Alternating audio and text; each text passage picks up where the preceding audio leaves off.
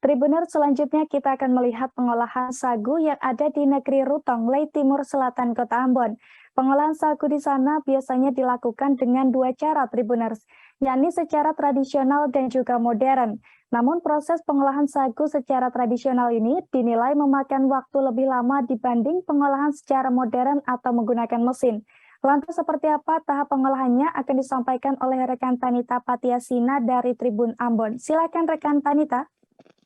Baik, Ariska dan Tribunal, memang untuk pengolahan sagu, seperti yang kita ketahui, ada yang sudah menggunakan mesin, ada pula yang masih menggunakan cara tradisional seperti di negeri Rutong, Kecamatan Letimura Selatan, Kota Ambon, dan memang untuk negeri Rutong sendiri merupakan salah satu negeri yang memiliki hutan sagu terluas di Pulau Ambon. Dan mereka sendiri pada saat kita berkunjung ke negeri Rutong, mereka menunjukkan ke Tribun untuk bagaimana cara mengolah sagu secara tradisional. Nah, secara tradisional ini mulai dari alat-alatnya itu benar-benar tradisional. Jadi ada yang terbuat dari bambu, ada juga yang dari pelepah daun kelapa maupun dari pelepah pohon sagu juga ada yang alat-alatnya terbuat dari itu.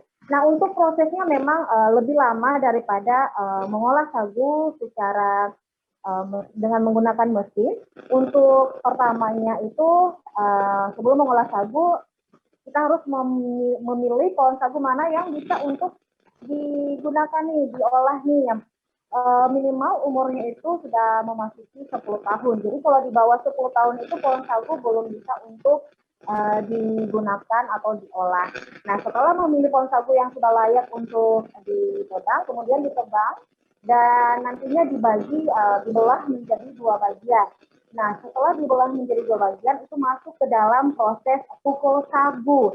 Nah, untuk proses pukul sagu ini, nanti dagingnya sagu yang berwarna putih akan diambil, itu dengan cara dipukul, makanya istilahnya pukul sagu, dan itu menggunakan alat bernama nani. Nani ini terbuat dari bambu yang dibuat seolah kayak alat cangkul gitu ya, tapi namanya nani. Nanti disuruh setelah diambil dagingnya itu kemudian dipindahkan ke alat penyaring.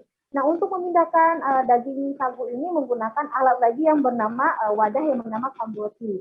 Nah, kamboti ini terbuat dari daun pohon kelapa atau pohon sagu juga bisa. Dan itu bukan hanya bisa untuk memindahkan daging sagu, tapi juga bisa untuk kayak wadah buah dan lain-lainnya. Nah, setelah dipindahkan ke tempat penyaring sagu, untuk wadah penyaring sagu ini juga ada istilahnya ya, Tribuners, jadi namanya itu sahani. Sementara kalau untuk menyaringnya sendiri namanya runut. Nah, sahani ini terbuat dari anyaman pelepah kelapa dan runut juga demikian. Jadi disaring, diambil airnya.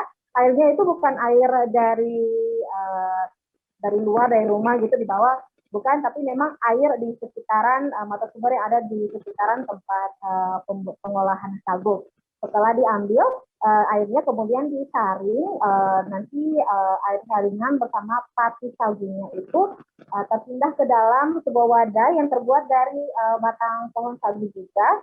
Itu namanya goti istilahnya. Jadi nanti setelah air dan patinya itu masuk ke dalam goti, nanti airnya langsung mengalir keluar sendiri dan patinya itu nanti akan kayak berdiam gitu di situ. Nah, nanti setelah airnya keluar dari goti dan patinya mulai penuh di dalam gotinya, itu nanti akan dipindahkan ke dalam sebuah wadah lagi, namanya itu tumang. Makanya kalau di orang Ambon itu kalau dulunya itu biasa bilang mau beli sagu satu tumang, jadi sagu satu tempat itu, Tribunal. Nah, untuk prosesnya sendiri, salah satu warga yang masih mengembangkan pengolahan sagu secara tradisional bernama Ismail mengatakan bahwa mereka tidak setiap hari mengolah sagu, jadi memang ada waktunya mereka biasa buatnya itu 2 minggu sekali, dan itu biasanya menghasilkan sekitar 50 tumang sagu. Dan memang mereka mengatakan untuk seperti yang tadi pertama untuk proses pukul sagu itu tidak setiap hari. Dan kalau satu batang pohon sagu itu mereka harus menyelesaikan hari juga karena kalau dipisahkan untuk besok itu biasanya mempengaruhi dari kualitas. Baik, terima kasih rekan Tanita Patiasina dari Tribun Ambon dan selamat bertugas kembali. Terima kasih sudah nonton. Jangan lupa like, subscribe, dan share ya.